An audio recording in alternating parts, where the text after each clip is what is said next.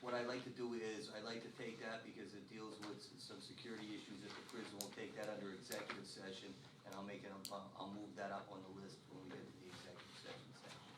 Okay? Are there any other guests that want to address the board? I'm Tina Clymer. I don't need to address the board. I'm here basically for the same reason, because we have some concerns Okay. about that same issue. Okay, thank you. All right, so, no other guests. We'll move for approval of the minutes of the meeting held on May 18th, 2022. That was a regular meeting. Motion by Rocky, second by our sheriff. All those in favor say aye. Aye. Anybody opposed? Motion carries. Next on the agenda is report of executive sessions held. Don't think there's any report for that. We indicated the reasons for our last executive session on the record after we came out of the executive session. So then I'm under reports of committee, and in terms to expedite this, I'm going to entertain a motion to move the executive session portion of the committee reports to the first matter, and we'll go in executive session. I have a motion to that effect. Motion. By Rocky, a second. Second. Second by Chris. All those in favor say aye. Aye. Any opposed? That motion carries, and we'll go into executive session.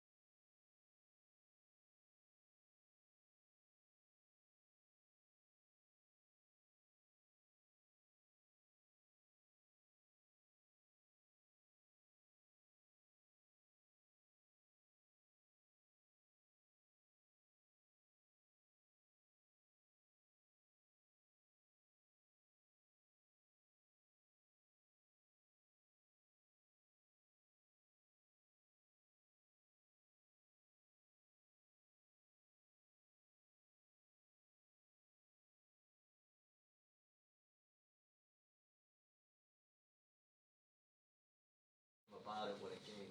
So I appreciate you guys taking the time to let us go through that.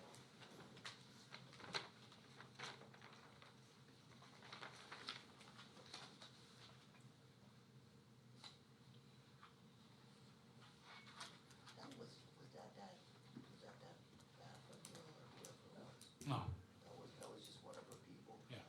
How did she get there? They didn't tell her what was going on. Uh-huh.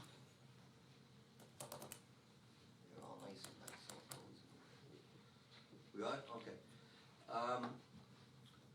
So we took this out of order. We're back from executive session. We dealt with security issues relating to the prison and the work we've done internally on other security matters there.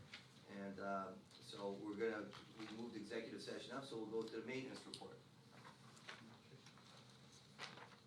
Basically, Sites Brothers was there for the monthly service. Tremco completed the roof project, which I stated in last month's report, but we're still waiting for the railing around the hatch. I messaged Fred, one of the main roofing guy, and he said he was gonna look into it and get back to me. That was Monday, he hasn't gotten back yet. The paving project had begun, and they did some, they didn't, they did some. Well, basically, they're almost done, the parking lot is pretty much done, all the striping's done there. However, they still need to put the, like, yellow and white stripes on the road going in and out. They need to seal around all the edges yet, and the island where they put the trench for drainage, that's not complete yet. There's still, it's about that low, where it's just stone yet, so if they're coming to put, topsoil and grass, seed, or whatever they're planning on doing there, that needs to get done. I sent a message to Bill from Carbon Engineering on Monday and another one this morning. He hasn't gotten back to me if he knows when they're coming back to do that. Also, the paving crew had dug up wires in the island when they were digging for the trench. We had McCullen and Son come in and repair the wires. After they left, as they continued the trench, they hit more wires. So we had McCullen and Son come back again and repair those wires. The first ones that were on the island, I told them to be very careful with that because the only prints I didn't have as-built prints I couldn't find, but I had two sets. One showed the wires going around the island, and the other one showed them going through the island. And I said, my gut is that they're going through the island, just be careful, and well, you know it, they ripped up those wires. The other one, every print that we could look through, we didn't see any evidence of why that wire was there. So I don't know if that's an add-on that's coming from the pump house to the well, so they repaired that one as well. Arbonne replaced the end of dock plate that was approved, and I guess we gave them the PO in January. At the time we ordered it, they said it was in stock. Well, apparently it wasn't. So they brought it from Lancaster to get it done. So that's done, so now that's no longer an issue, getting the plate up and when we have deliveries. Pump house project, pump 2 is we're still not using it, because, like say, he replaced the wet end, and the next day I didn't like the noise of it, so then he came back, took a look at it, he recorded it, he sent the noise to the company, and they said he just needs to make some adjustment with the height of it. So I've talked to John Alvarez. He says he's hoping to come up, well, sometime this week to adjust that. The impeller section that was removed, I gave to Commissioner Osstein, and he was gonna let, I believe, Moyer, I think, from, I don't know. he was gonna have them take a look, cause maybe it's something that they might be able to do for less money if this is a continuing. And then I finally did get the quote for the wet section and the 2 controllers that they feel are integral to keep on hand in case they go down. I just talked with Larry in the hallway while I was out, and he's planning on coming up either tomorrow or first thing next week to review the fire panel up in the pump house. Rodney, the animal shelter director is raising a concern that the grass is not being cut, hasn't been cut at the shelter, and he again is now out there with his personal lawnmower cutting the grass at the shelter. Well, we were over Monday and weed whacked there, I guess between your visits, because I know he said one of you was there, and then Yeah, I'm like sure the next they'll- day, the other one came, well, we had done the weed whacking. Originally, he told me he didn't want me inside the fenced in area to cut. And I will tell just- you what he said Friday just- was, as I- long as he know you guys are coming, he's Well- gonna clean inside the fence area, so there's, Well, yeah. we had a discussion months ago and Yep. with, one of the aides to the commissioners, and so we told him whenever we come over, we'll give you 20 minutes notice, which we've done. Right. Now, the last couple weeks, it's just been hectic at work. I was on vacation Yeah. last week, so we got behind with things. But we pretty much got caught up this week. Or 2 weeks ago I was off, so last week we pretty much got caught up with most of the mowing and everything. And I know last year he said the same thing, that if we took him a mower over from the prison, so we took him one over, and then he didn't want, he returned it. So, but we have typically gone and mowed around it and going up and down, and we've been calling him when we're gonna come over and do it, so it's, but, yeah, he told us that it was you guys, he said it wasn't him, it's that you guys don't want him to do any mowing, so that we will. Well, We don't want him with his we don't want him personal to mower. mow. I'm just. You know, right, yeah, we don't, No, we don't and have- he's not supposed to be. Right. No, he's No, correct we on will- that, right, we don't want yeah. him mowing. We will, take care of it, and, Thank you, Ron, thanks. yeah, Yeah. but basically, any other questions then with these? No. So I'm a little concerned about this paving project that was supposed to be completed on May 2nd. And it's still not completed. I understand they dug up some wires by accident, Right. but they haven't been there. We don't know when they're gonna come back and when this is kinda gonna get wrapped up. Right, Does anybody have any other information on the plan or how that's? Well, we have an extension on the contract is being extended, I believe, until the 23rd, Ellie? I think so. Yeah, till the 23rd of June, so they have till the 23rd to, And this week they are finishing the DNL trail, which was put off for like 3 weeks already now.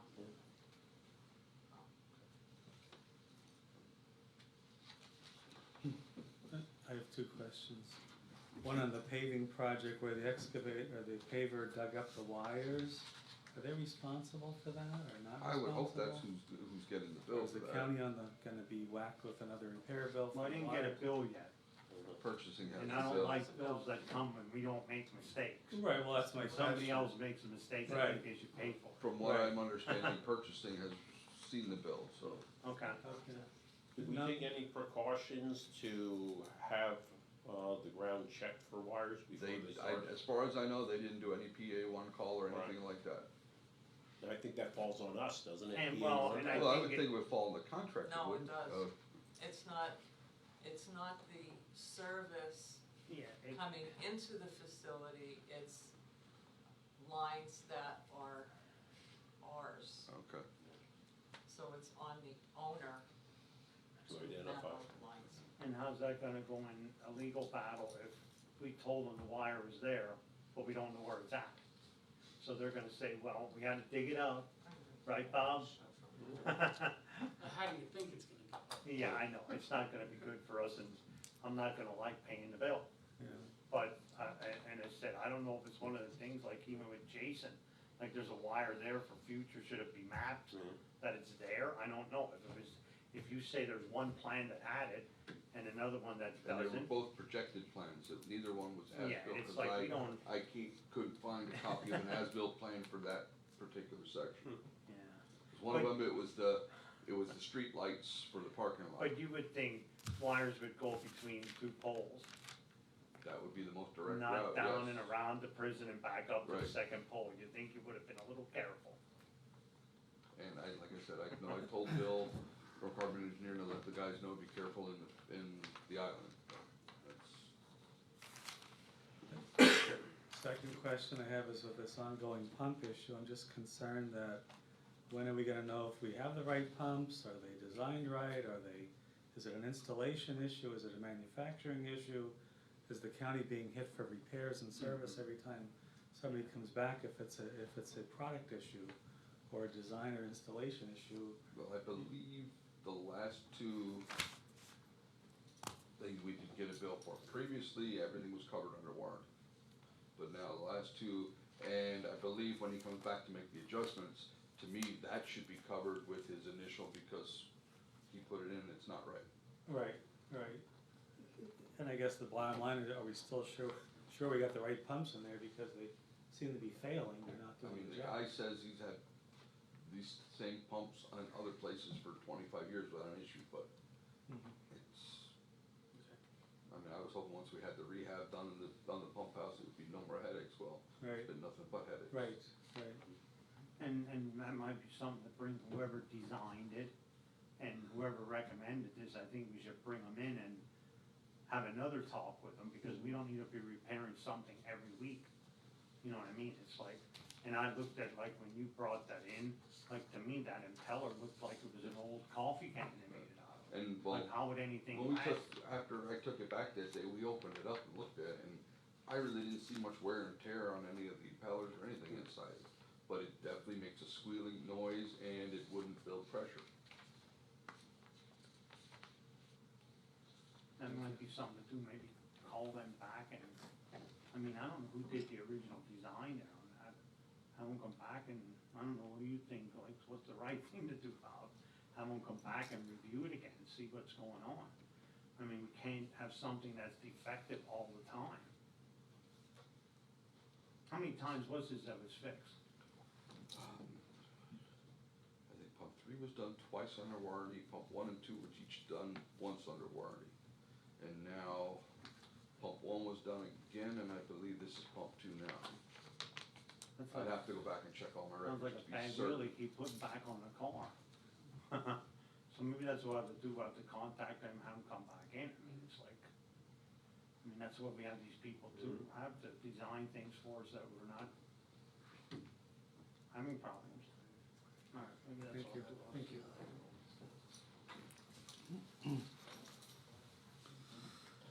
All right, so, move on to, we did the plan of action committee.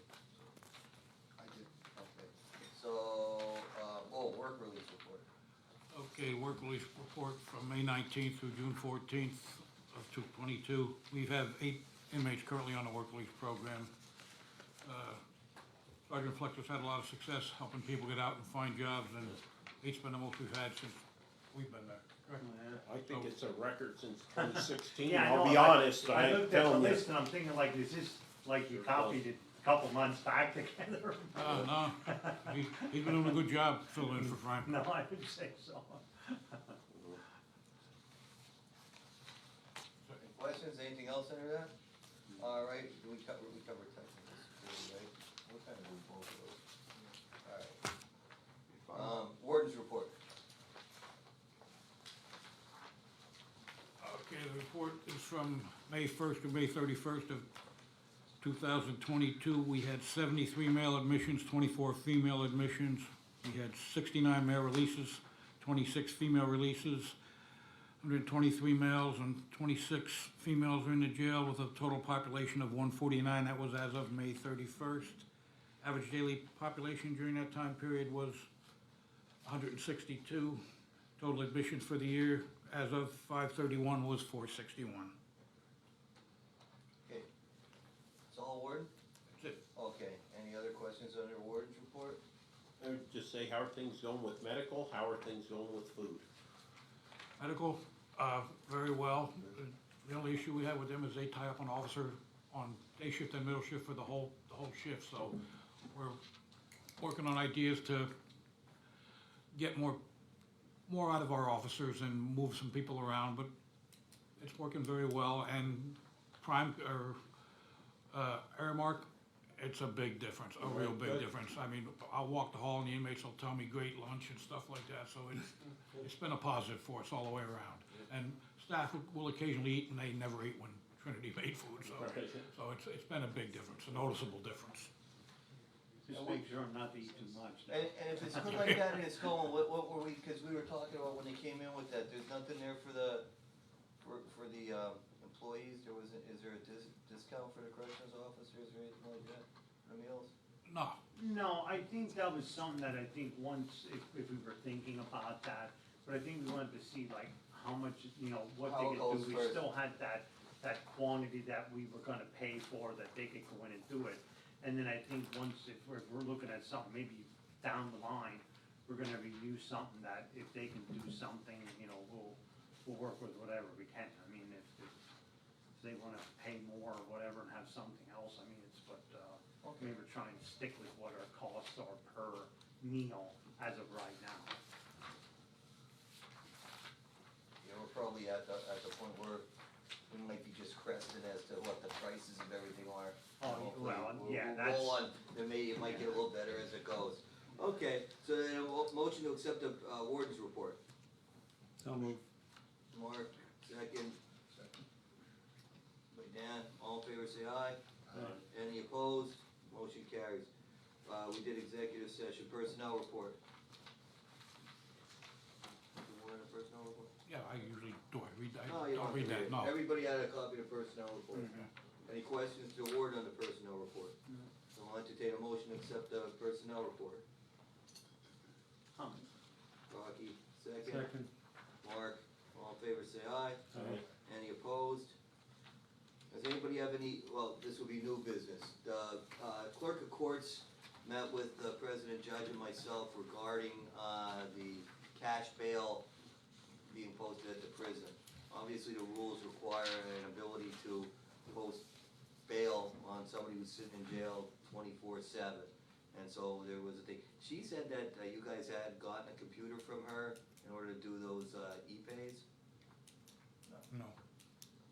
Alright, well that's They were what gonna she, provide a training to us on CPCMS to accept the e-pay. Isn't there one in the sergeant's area, a computer in the sergeant's We area? do have computers, yeah. I think one of them was put up for that intended purpose, if I recall. That I don't. It may have been Derek before your time, to be honest, right? You it know, probably was, Yeah. because I got that from somebody at Yeah. IT too, that it was a computer from the clerk's office that came over Yeah. there for that utilization by, alright, we gotta get with the clerk then, and with CPS, cause we voted when we were in here, and the judge and I spoke about it, about not taking the cash bail, but then when we were talking to the clerk, she's getting hammered on her evaluation, or her audit, because way back with buckwheat, but one of the issues that they look at on the accountability of the cash bail is how it's being deposited and taken care of, and anything that you guys do with it makes it show up on her audit, because they're seeing because bail's under her for the accountability of it. And when you have it and it goes and is stored there and it goes through several shift changes, it creates, a breach in that chain of custody for it, which could result in missing money. So we were talking, I know we made that motion that we wouldn't accept cash bail, but we. Yeah, that's what Mike and I thought, we thought, and Mike thought it might have been 6 or 9 months ago, I recall, that the prison was no longer gonna accept cash for bail. Would have been before my time, Jim. No, Yeah, it was. Mike thought it might have been under the old order, or perhaps even under transition with Laura. Yeah. Yeah. But we did vote, I think, or we discussed it and came to a consensus that we weren't.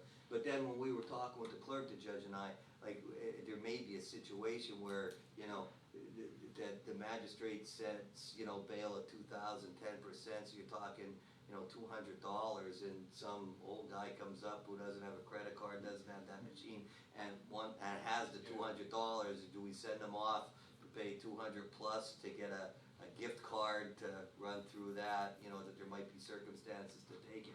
I don't think, if that was the policy that we always took cash, I could understand them giving her a hard time with it, but, I think you gotta play that a little bit by ear. But the fact is, if we have that computer, we gotta make arrangements with the clerk to have somebody come down there and show you how to enter it in CPCMS, because there's a part of that program will allow them to enter their credit card data or their debit card data and post the bail right there, and it gets all accounted for, and you can print out a piece of paper and it's all in, and you're not handling the money, which is what we don't want you doing.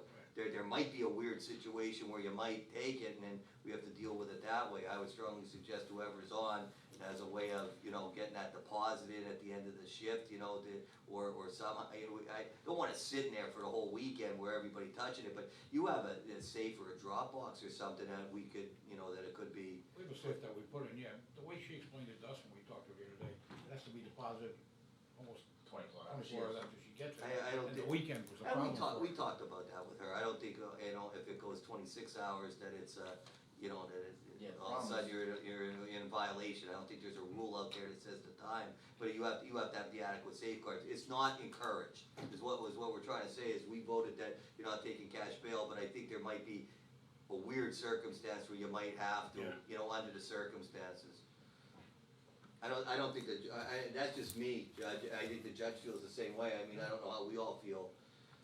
I think it should be our policy that we're not accepting cash bail, but I Right. think that there could be an exception on an occasion where, because you don't wanna have somebody sitting where somebody doesn't have that ability, doesn't speak English well, that does, you know, Yeah. doesn't know the area, and what do we, you know, I think with the prior abuses, when a lot of us got here 2 years ago, was we were trying to, if not eliminate, certainly reduce the cash handling, because that's where the abuses happened, and there are 2 banks in Nesquehoning that are open 5.5 days a week. If they had to get a money order or whatever and eliminate cash that way. no, money order won't work, Oh, it won't work? no. Money order creates the same problem with Okay. it. Well, what It's- about that e-bail system? That, was- the was- e-bail, that system will work. Okay. We're gonna get with the clerk and have somebody come over there and train these guys how to do it. And it's relatively easy, you just have to know how to open the program and have it out there that's at an accessible point, so you don't have people inside, well, you know all that, so Yeah. they're not in prison. And encourage that and post it out there that that's the only way to pay. But I still think common sense has to prevail on an occasion if it gets a little funny. So then is there gonna be a runner between when you get cash, or? like, No, I how's don't it think gonna it's get gonna to the I think they're prison gonna here? encourage people to use it, if you have a credit card, this is the only way we're gonna take it. But I think you may you may have a situation that you can't, I don't think the judge, maybe if I'm misstating it, Judge, but I thought you and I, when we were talking, I just had a feeling that like I said, you get somebody in from Hazelton or somebody who's Hispanic who doesn't know the area, they drove him to New York, they have the $200 to get him out and say, you can't do this because you don't have a credit card, you don't have, I can't see that, you know, that you hold somebody either overnight till they figure out how to do it, or if they're not able to communicate and do this, that we're not letting them out. I don't think if somebody has the cash, despite us having a policy, that you could say, you can't bail this person out, here I have the money. You're not getting out, because you have to use a credit card or a debit card. I think that, I don't know, that's just me, I don't think that's fair.